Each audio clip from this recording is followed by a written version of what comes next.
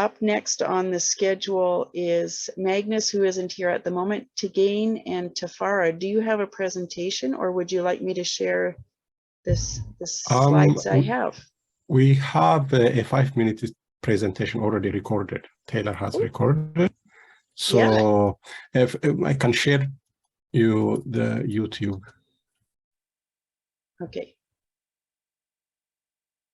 Let me do this big. I just want to, sorry, I've got my screen out and I want to make it big.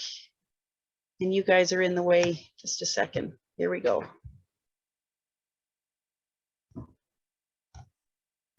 This is Tyler, and I want to tell you about our Fund 9 proposal, Regenerate Yam, that is in the Grow Africa, Grow Cardano Challenge. So in the Ethiopian highlands, it's a highly populated area. You can see in the top right there how an aerial view of a typical village might look like.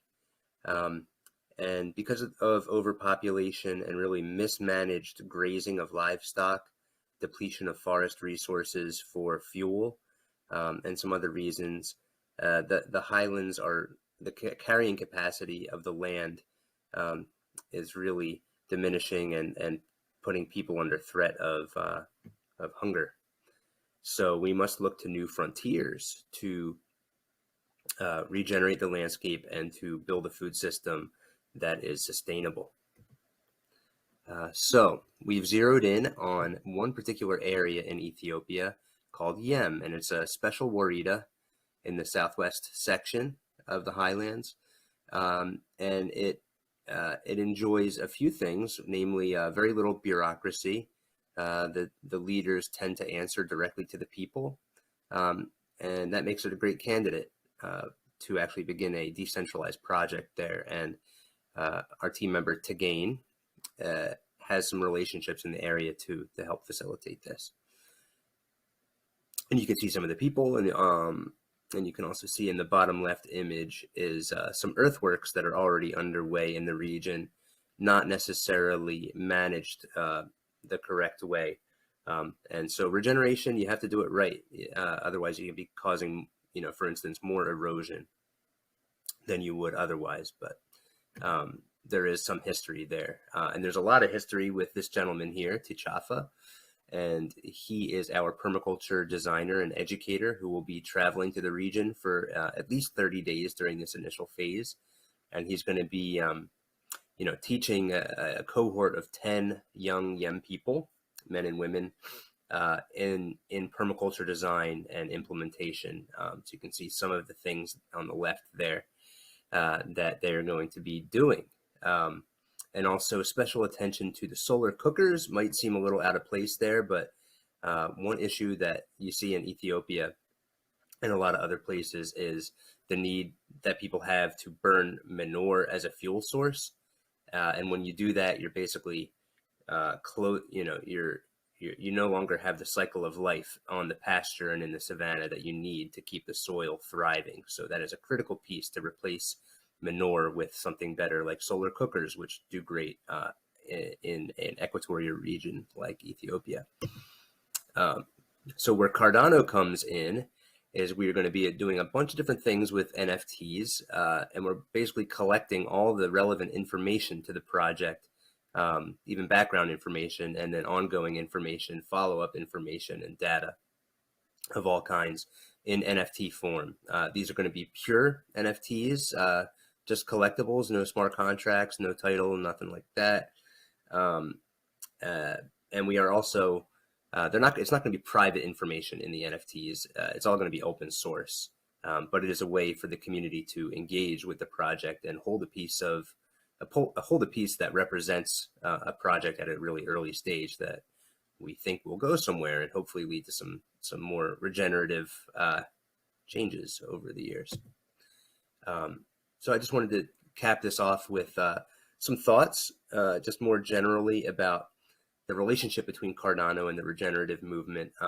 There really is a lot of synergy there that we're still very much in the early days. So you can see some of the solutions that Cardano would provide that can assist in the regenerative movement, and vice versa. I think if we take up the mantle of regenerative systems and scaling these systems horizontally and vertically, that we really have a great opportunity to grow as an ecosystem. So I hope we embrace that. And for our part, we're focusing on the grassroots, the horizontal scaling side of that.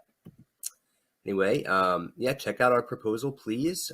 We'd love your comments and votes and all that. And there's a link tree URL up there to follow us as we continue to develop this idea after finalization. Thank you.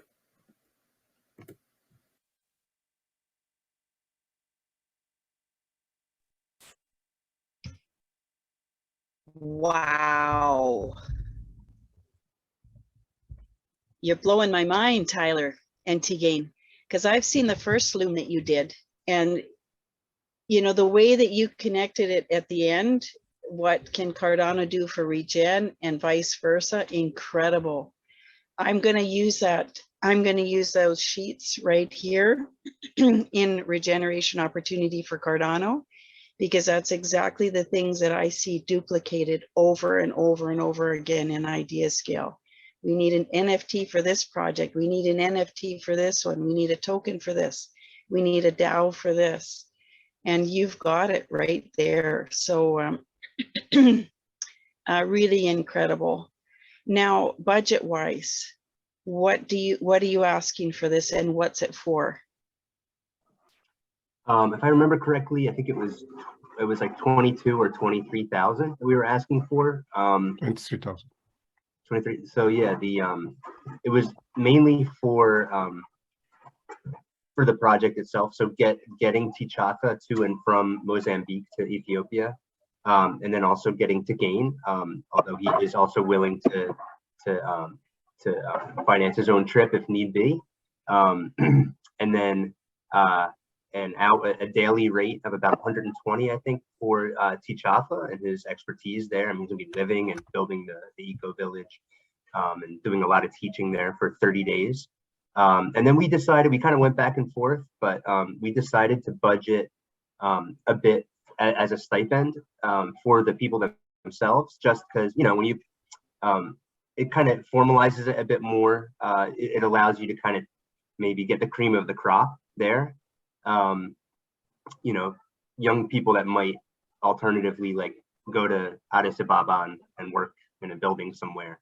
And also because we wanted to be very clear that, you know, we're here to support the community. I mean, it's clear in the budget that we're not budgeting for ourselves, you know, besides travel and things like that. But we were on the fence, but we decided to budget this stipend.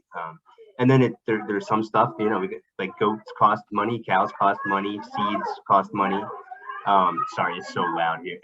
No, it's okay. That's okay. You've got life happening there, and it sounds really good. Don't worry about it. Does Tyler. it sound good? Oh my God. It's good. So yeah, that's the main part of our budget, you know. And as far as like building the structures and things like that, like a lot of it is just like you're investing in tools that you have for a long time, and you can use those tools again and again, and use just materials that are on site to build those structures. And for those that don't know you, what's your background, Tyler? What's your expertise? And why did I not get you to do the regenerative agriculture piece intro at the beginning? Would it have gone over the short 1 minute that I did slightly? It's hard to keep things to 1 minute. I'll say that from experience. The 5 minute video is much easier to put together than a 1 minute video. But your expertise in that is regenerative agriculture, right? And mushroom farming. Yeah, I have an indoor mushroom farm. You know, we're like the byproducts of our farm is going to grow compost, but it's not a full, complete like regenerative farm and by any stretch. And we're using plastic bags and some things. So we're far from perfect in that regard. So my expertise is in mushroom farming day to day, but you know, I'm really passionate about nature in general and regenerative agriculture. And I just feel like, you know, the one thing I have to be working on is just like trying to make this connection between Cardano and like third generation blockchains, but specifically Cardano and Regenerative. And like those two slides said, I think there's just so much there. Like we can't envision, you know, all the different applications and all the things that will be built. But it's just, you know, these are two industries that are just like at the cutting edge. They're completely essential to the survival of our species, I think. And I think they're going to grow together. I think, you know, I want to make regenerative agriculture. I want to bring experts in to Cardano, because I think this is the place that we can get the most work done. There's so much to do, and we're going to get it done considering what we've done in 12 months. Tyler, for those of you that don't know, has been part of Cardano for Climate from very close to the very beginning, and to Gain and Hanno, I don't know who came first, but you know, we're all part of this, and we're all in it for the long term. So if you don't get funding, what will you do? Will you just drop this and not carry on? Well, so we Zuha has to leave. Thank you, Zuha, for coming. Great to see you here again. Okay. Yeah, thank you, Zuha. That was a great presentation too. You really speak from the heart. It was great. Yeah, so what are we going to do if we don't get funded? So Doobie, our resident NFT expert, which we very luckily onboarded towards the end of putting our proposal together, you know, he really thinks that there's something here with these NFTs. So we will be doing an NFT release, like an initial NFT release of some sort or another. And that will probably be structured around funding T'Challa to go to Yem and do kind of like maybe a little bit more pared down version of that. And for T'Challa to go there and begin his work, to Gain needs to go there and set everything up. There's a lot of work to be done on the ground, and to Gain has already been, you know, reaching out to a lot of like thought leaders and you know, government officials and local leaders and everything. So you know, there's no tiny version of this project, but and we did scale it back quite a bit, but there's maybe even a little bit more of a scaled back version that we can fund just with NFTs, you know, which is, I mean, that would be great. Then we can probably come back to Catalyst for an even stronger proposal. Please be part of Regeneration opportunity for Cardano. Of course. I didn't want to be on the board because I want to be a part of it. This is it. It's going to keep happening, and the work that you're doing is just absolutely amazing. I haven't been watching time. I'm really sorry.